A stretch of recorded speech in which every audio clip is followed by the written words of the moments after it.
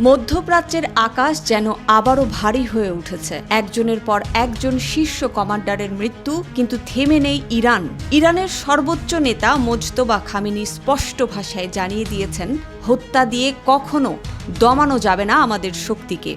সাম্প্রতিক ঘটনায় নিহত হয়েছেন আইআরজিসির গোয়েন্দা প্রধান মেজর জেনারেল মাজিদ খাদেমি। দশকের পর দশক যিনি নীরবে কাজ করে গেছেন দেশের নিরাপত্তার জন্য। কিন্তু এটাই শেষ নয়। এর আগে শুরু হওয়া যুক্তরাষ্ট্র ও ইসরায়েলের যৌথ সামরিক হামলায় নিহত হন আরও বেশ কয়েকজন শীর্ষ নেতা, যার মধ্যে ছিলেন সাবেক সর্বোচ্চ নেতা আয়াতুল্লাহ আলী খামেনি। এই রক্তাক্ত ধারাবাহিকতার মাঝেই উঠে আসে নতুন নেতা মোজতবা খামেনি। ইসরায়েল দাবি করছে তারা টার্গেট করে যাচ্ছে একের পর এক গুরুত্বপূর্ণ কমান্ডারকে। এমনকি কুদস ফোর্সের কমান্ডার আসগার বাগেরিকেও হত্যা করা হয়েছে বলে জানিয়েছে তারা। তবে তেহরান এখনো চুপ। কিন্তু নীরবতার ভেতরেও এক ধরনের কঠিন বার্তা দিচ্ছে ইরান। ইরান বলছে তাদের যোদ্ধারা শুধু মানুষ নয়, একটি আদর্শ। আর সেই আদর্শ হত্যা, হামলা কিংবা সন্ত্রাস কোনো কিছু দিয়েই ভাঙা যাবে না। প্রশ্ন এখন একটাই, এই সংঘাত কোথায় গিয়ে থামবে?